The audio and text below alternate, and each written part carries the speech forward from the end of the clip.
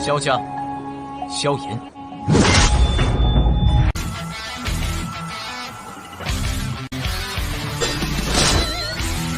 指缝中的光点燃了梦魇，站在天端俯瞰着世界无边无边。 Selamat datang di channel hiburan netizen. Mari kita lanjutkan part berikutnya dari cerita novel Donghua Battle Through the Heavens. Ini hanyalah full spoiler.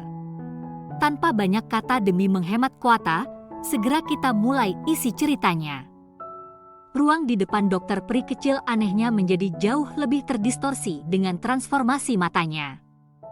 Kecepatan pedang panjang berwarna hitam, yang sepertinya telah melesat seperti kilat, melambat lagi ketika memasuki ruang yang terdistorsi. Tangan jahat racun langit.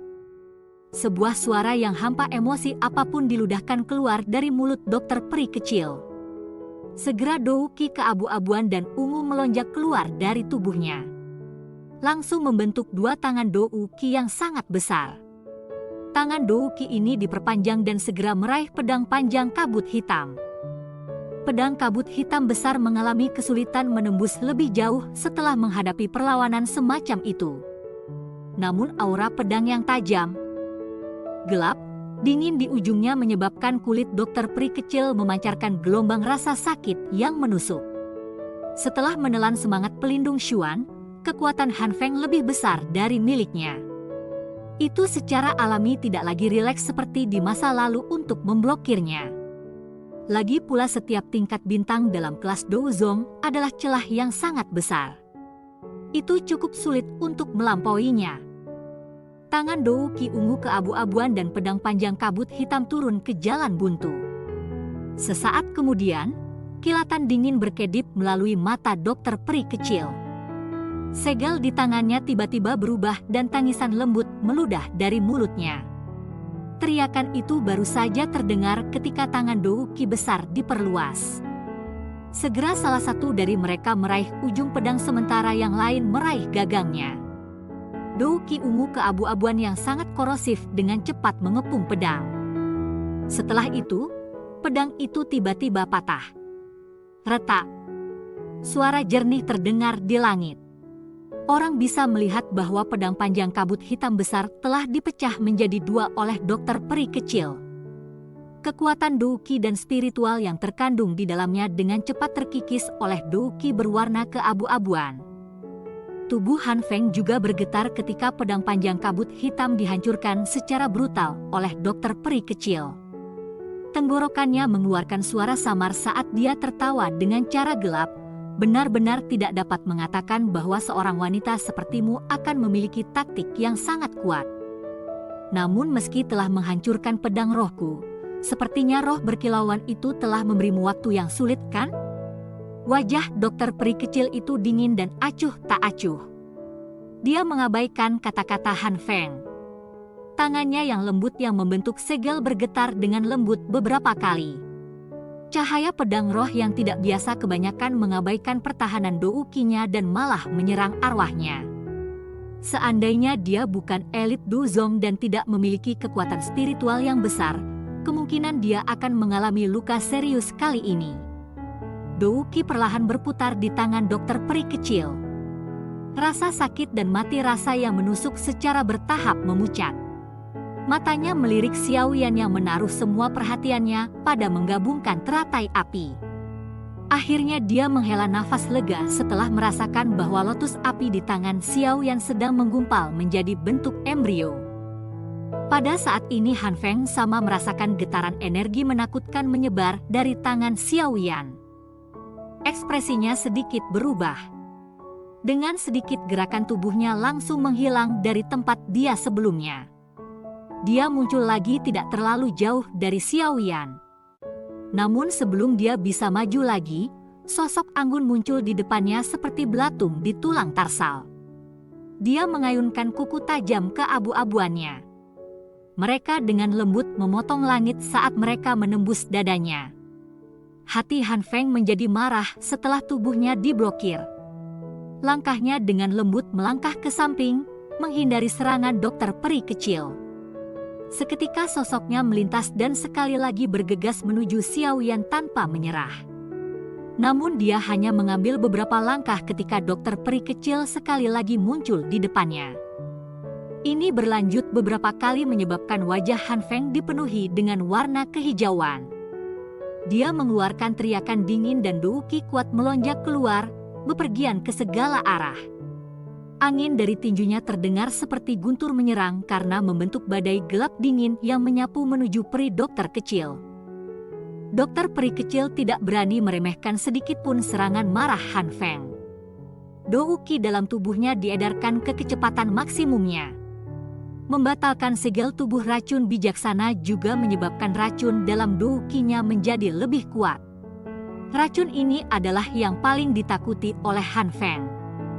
Oleh karena itu dia tidak berani mencoba apapun yang berisiko selama pertukaran ini meskipun telah mendapatkan keuntungan. Dua sosok buram saling berpapasan dengan cara yang seperti kilat di langit. Seorang ahli biasa tidak bisa melihat butuh dari dua orang ini. Hanya mereka yang memiliki mata tajam yang bisa menggunakan bantuan riak yang diciptakan untuk mengunci kedua sosok itu. Su Qian dan Yingshan tua saling berhadapan tidak jauh di bawah medan pertempuran dokter peri kecil dan Han Feng. Mereka tidak menggunakan kekuatan penuh mereka dalam pertukaran sesekali mereka, karena Yingshan tua sudah memiliki gagasan untuk mundur di dalam hatinya. Dia tahu bahwa aliansi yang disebut hari ini kemungkinan besar akan gagal. Selain itu kelompok Xiao yang jelas memiliki dendam yang sulit untuk diselesaikan dengan Han Feng. Semua yang dia cari di sisi lain adalah air liur transformasi tubuh bodhisattva. Dia tidak ingin berpartisipasi dalam semua masalah yang bermasalah antara yang lain. Oleh karena itu, dia tidak mengungkapkan kemampuan apapun saat bertarung dengan Su Qian. Su Qian mengerti hal ini. Bagaimanapun tujuannya adalah untuk menunda Yingshan tua dan mencegahnya dari intervensi dalam pertempuran di atas. Karena Yingshan tua senang untuk menunda waktu, Su Qian secara alami tidak akan keberatan. Jika Han Feng tahu bahwa penolong yang telah dia habiskan untuk mengundang adalah bermain trik seperti itu pada saat kritis ini, sepertinya dia akan sangat marah karena Dou Qi-nya bahkan tidak akan bisa mengalir dengan baik. Tanah terbuka itu benar-benar sunyi. Pada saat ini para ahli yang diundang oleh kedua belah pihak tidak bertarung karena mereka tahu bahwa medan perang yang sebenarnya berada di atas. Mereka hanya di sini untuk dukungan dan bukan penggunaan yang sebenarnya. Meskipun banyak ahli yang hadir akan dapat menimbulkan ancaman terhadap Dou Zong jika mereka bergandengan tangan, mereka tidak cukup bodoh untuk melakukan sesuatu yang mengharuskan mereka untuk mempertaruhkan hidup mereka dan menyinggung elit Dou Zong tanpa alasan. Masalah hari ini adalah dendam antara gerbang Xiao dan lembah api iblis, Xiaoyan dan Han Feng. Para ahli ini tidak ingin terlibat dengan masalah ini. Lagi pula jika mereka berdiri di pihak yang salah, mereka akan berakhir menderita di masa depan. Oleh karena itu tetap netral pada saat ini dan tidak membantu kedua pihak adalah pilihan yang paling tepat. Cukup banyak orang yang dengan tenang menghapus keringat dingin ketika mereka menyaksikan momentum pertempuran yang mengejutkan di langit. Pertarungan antara para ahli kelas Dou Zong memang mempesona. Kekuatan megah seperti ini di mana orang bisa mengguncangkan ruang dengan mengangkat tangan adalah tingkat yang tak terhitung jumlah orang yang mengejar.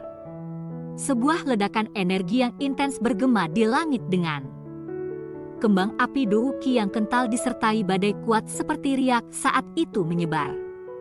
Dua sosok penyeberangan juga cepat mundur dengan langkah kaki berat. Kaki dokter peri kecil dengan kejam menginjak udara kosong. Setiap kali kakinya mendarat udara akan mengeluarkan gelombang.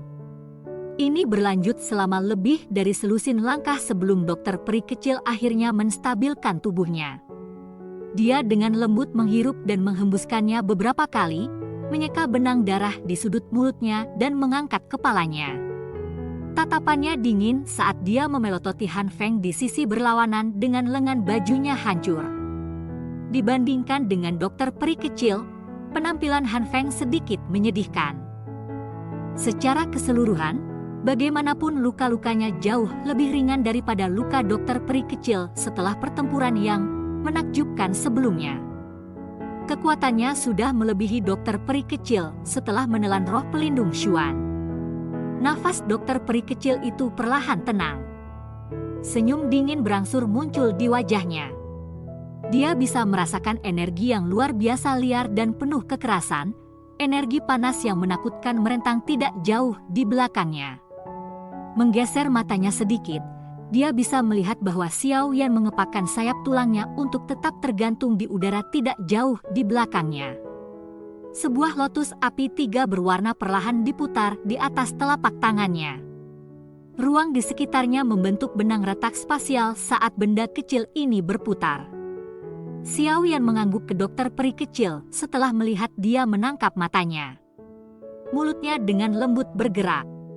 Mata dokter peri kecil itu berkedip ketika dia menyerap suara yang ditularkan dari Xiao Yan ke telinganya. Dia segera mengangguk tanpa ada yang memperhatikan. Sialan! Han Feng juga merasakan ketika lotus api di tangan Xiao Yan terbentuk. Ekspresinya langsung menjadi jauh lebih buruk karena hatinya mengutuk dengan keras. Mengutuk adalah satu hal, tetapi tindakan Han Feng tidak sedikit pun lambat. Dia jelas mengerti betapa menakutkan teratai api ini, bergabung dari 3 jenis api surgawi. Dia tidak berani meremehkannya. Kabut hitam pekat melonjak keluar dari tubuhnya ke segala arah. Hanya dalam waktu singkat ia membentuk awan hitam yang menutupi langit. Kabut hitam tebal memancarkan rasa dingin yang menyebabkan seseorang merasa sangat tertekan. Kabut hitam menutupi langit. Ini memancarkan perasaan dingin seperti gelombang pasang. Gelombang menyapu terus-menerus seolah-olah tidak ada akhirnya. Laut kabut hitam ini terbentuk dari semua douqi dalam tubuh Han Feng dan memiliki kekuatan luar biasa. Senyum dingin mengalir di wajah Xiao Yan saat dia menyaksikan kabut hitam yang menutupi langit. Dia dengan lembut melambaikan lengan bajunya dan 3 lotus warna api meninggalkan telapak tangannya. Dengan jentikan jarinya, dengan cepat tertembak ke arah kabut hitam. Mata dokter peri kecil itu menatap tajam pada lotus api yang ditembakkan.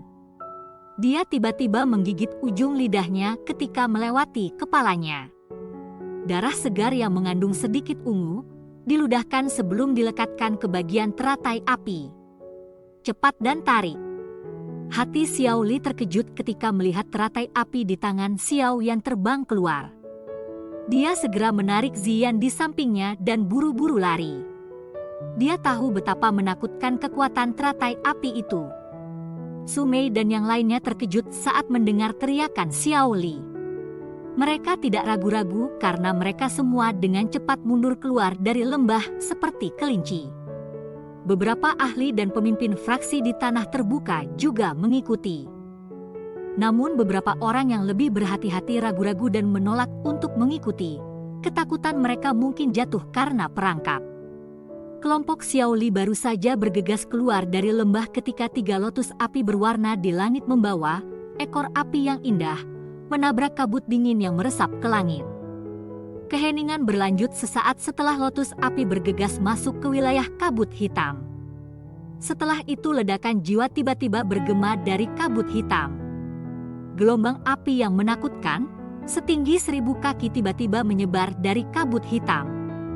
Seluruh lembah mulai bergetar dari gelombang api sisa yang menyebar. Garis retakan besar mulai naik keluar seperti sarang laba-laba saat batu-batu besar jatuh dengan poni yang keras. Seluruh lembah yang dibangun dari batu logam hitam tiba-tiba runtuh. Setelah melihat adegan ini, ekspresi dari banyak ahli yang tidak pergi sebelumnya langsung berubah menjadi putih. Cerita pun bersambung ke episode selanjutnya. Jangan lupa di like, komen, subscribe dan share-nya ya, biar tambah semangat dan konsisten, dan dapat membantu meningkatkan kultivasi Xiao Yan. Terima kasih.